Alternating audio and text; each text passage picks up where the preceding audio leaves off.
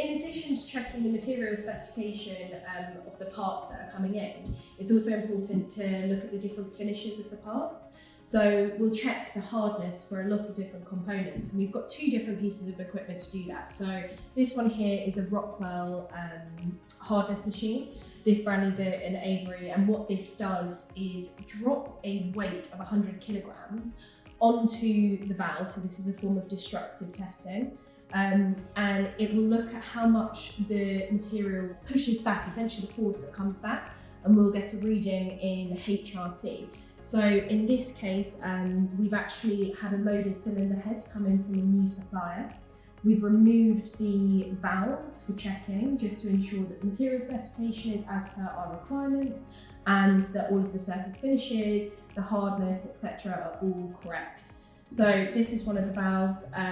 We tend to check at 3 different points. We'll look at the valve tip, which should be hardened. We'll look at the stem of the valve, and also occasionally the head of the valve.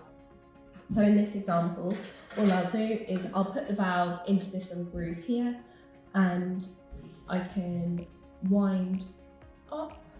There's a diamond tip on here, so that's what's pushing down into the material that we're testing. So now that I've caught on, if you look up here, we're now going to load the 100 kilos onto the part. So now that we've set it, we can drop that weight.